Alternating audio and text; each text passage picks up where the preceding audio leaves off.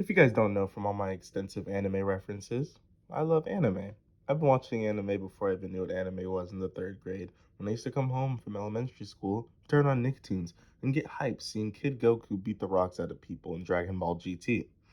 As I grew older, though, I started to understand more of what I was watching and diversifying my content based on my interests if I was either depressed or horny, going all the way from Neon Genesis Evangelion to High School DxD. A couple of days ago, I was watching a clip on YouTube, shorts from an isekai anime, which is like one of those otherworldly fantasy animes, and I came to realize like all of them usually have a character that looks 10 years old but is actually like some thousand-year-old immortal demon warlock doing some sexual fan service act, and it made me think, dude, no way people actually see this and find it hot. Well, today Chris Tyson has once again challenged and beat my thoughts when a YouTuber by the name of Adrox came out with a video titled "This Video Will Make You Hate Chris Tyson" to expose his interests a couple years back. A new question arises. How are Ava and Shadman linked? Well, the answer to this is another drawing by Shadman.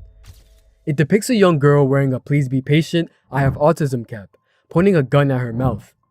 She has a fidget spinner as an earring and a spade tattoo on her thigh that says BBC, which we all know what it means. On November 18th, 2017, Ava responded to a tweet from Grande and MrBeast stating, "This is coming from a guy who owns a Shad-based drawing and has it as a centerpiece in his living room." Just some time later, they also posted the exact same drawing laid on the floor with the caption, "Bonus fidget spinners to throw some extra autism." Initially, it seems Chris was being sarcastic because this tweet came after Shadman had drawn all those disgusting images. However, something messy was going on behind the scenes. In this MrBeast video, you'll notice a very familiar thing at the 9 minutes and 30-second timestamp. From what I believe, keeping illegal art in the bedroom isn't normal at all. Being a pedo is just a new trend around here for many creators and people and even celebrities, and it just seems like Chris had the beta tester badge at it all before everyone else. There are just so many tweets that came out about Chris openly talking about explicit content with children and even giving friendly shout outs to the dude who makes all these awful drawings with the laughing face emoji like they're homies from grade school like SpongeBob and Patrick.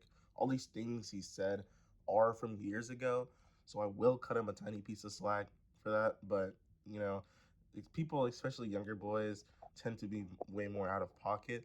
I know me and my friends were in the PS4 party chat when we were 14 doing like some similar stuff, but the thing is that we eventually came to the understanding like, man, this stuff isn't a joke. I should run away from these things and I should run to Jesus. But it seems like Chris, instead of trying to run away from these things, he instead started to embrace them. And the thing is Chris wasn't like the majority of boys at all. We were boys. He was a 21-year-old man. So, us boys just say the joke and let it die.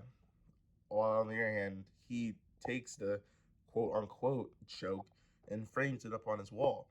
Like, this literally isn't a single poster of anything else on the wall. It's literally just a printed out picture of an underage girl with a gun in her mouth making fun of autism with a BBC tattoo on her. It's just like, that wasn't some joke to him.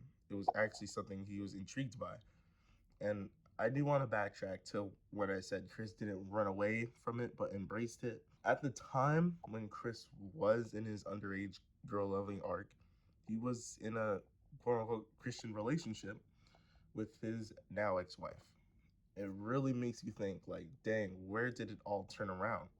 This was literally like the consequence of what happens when we don't deny ourselves and fill ourselves with the knowledge of the Bible and God's will and run based on what we want to do.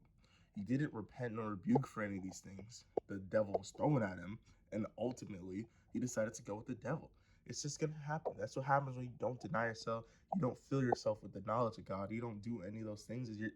You're bound to go with the devil, and it's super sad to see it. It's just super sad to see how it goes to show how subtle the devil works in our lives.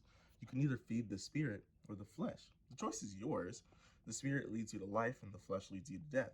Matthew 16:24-25 says, "Then Jesus said to his disciples, 'Whoever wants to be my disciple must deny themselves and take up their cross and follow me.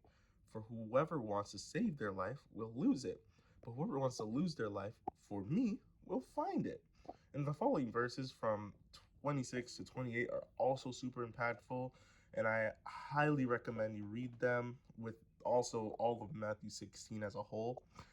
But I believe you should pray for Chris to repent for his sins and back to Jesus, or just to come to Jesus in general. And it's not too late, to come back to him, regardless of how deep you may be in your sin. God can absolutely take you out and free you from it all if you give him your all. But that's the main thing. It's like it's hard to give him your all. That's why you gotta deny yourself. But so yeah, I'm pretty much done yapping. So to summarize, go read your Bible.